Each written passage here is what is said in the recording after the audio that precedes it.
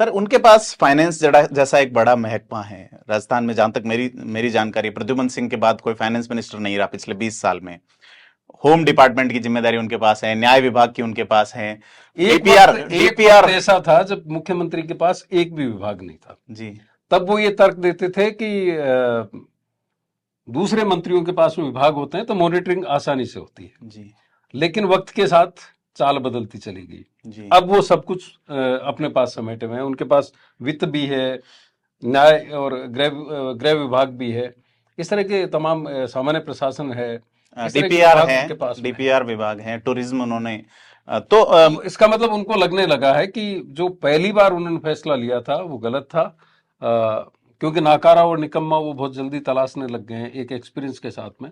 तो हो सकता है उनको लगा हो कि मंत्री जो है वो उनकी इतनी काम का बोझ भी मान सकते हैं। और एक सर टिटबिट्स हमने देखा, जैसे कानाफूसी जैसी एक कॉलम हमने पढ़ा, उसमें ये बात आई कि जो कांग्रेस शासित राज्य हैं वहां से किसी एक मुख्यमंत्री का फोन गया संगठन महासचिव के वहां पे, और वहां से कुछ ऐसा जवाब मिला कि गुजरात के लिए क्या आदेश है, तो उन्होंने कहा आदेश तो इससे आगे का भी है। इस तरह का अखबार में छपा है, तो इसको कैसे आप देखते हैं? देखिए वो पावर कॉरिडोर्स की उसमें खबर आती है जिसमें कानाफूसी के जरिए इस तरह की बातें कही जाती है।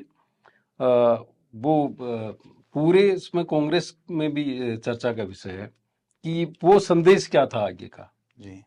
क्योंकि उसमें एक मुख्यमंत्री, कांग्रेस शासित मुख्यमंत्री, वैसे भी कांग्रेस के दो ही मुख्यमंत्री हैं भी, उनका एक संदेश जाता है वेणुगोपाल के दफ्तर में। वो फोन करके पूछते हैं कि उनके लिए क्या निर्देश है, राहुल गांधी के मामले में जो सजा हुई उसमें क्या उन्हें भी वहां पे गुजरात पहुंचना है जी।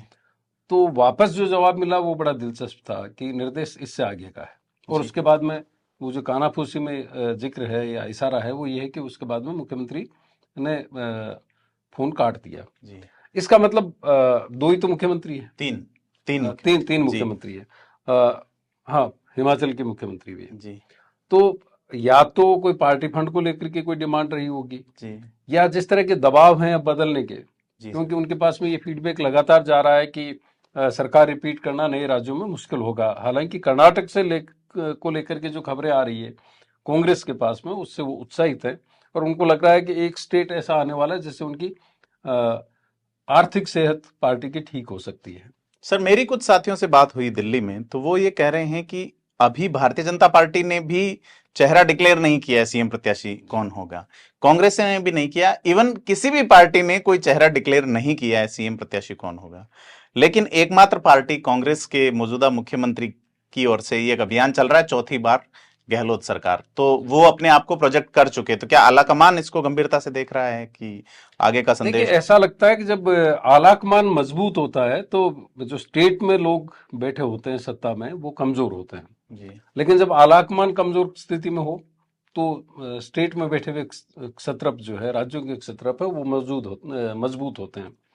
और कहीं न कहीं इससे ये कि संदेश देने की कोशिश हो रही कि अब आलाकमान कमजोर है और जो क्षेत्रीय क्षत्रप है वो मजबूत है जी। तो जरूरी नहीं कि उन्होंने उससे इस तरह का कोई वहां से कोई सहमति ली होगी, अपनी तरफ से भी कैंपेन शुरू कर सकते हैं। और आप ये देखेंगे जो घटना हुई सितंबर में, उसके बाद से तो लगातार खुले तौर पे पाला मारने की बात है कि हाईकमान कुछ कर नहीं पा रहे हैं, वो अनुनय विनय की स्थिति में आ गया हाईकमान।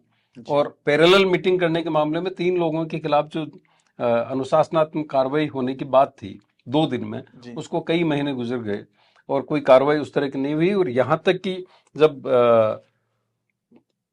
कोर्ट में ये चीज चली गई कि किसी के दबाव में इस्तीफे हुए एमएलएज के जी, तो 82 एमएलएज के, उसके बाद भी कार्रवाई नहीं हो रही, इसका मतलब हाईकमान कमजोर है और क्षत्रप मजबूत हो गए। और राजस्थान के मुख्यमंत्री जो है वो निश्चित रूप से 3 बार से मुख्यमंत्री हैं, पहले मंत्री रहे हैं, कैबिनेट मंत्री रहे हैं, हाईकमान के सबसे प्रिय माने जाते थे एक वक्त में। तो उनका मजबूत होना इससे ये संकेत दे रहा है कि हाईकमान की उनके सामने कोई हैसियत नहीं है। तेरे इस छोटे से ढक्कन से मेरे पूरे कपड़े महक जाते हैं, तेरी झाग से मेरे पूरे कपड़े साफ हो जाते हैं। Oswal detergent liquid.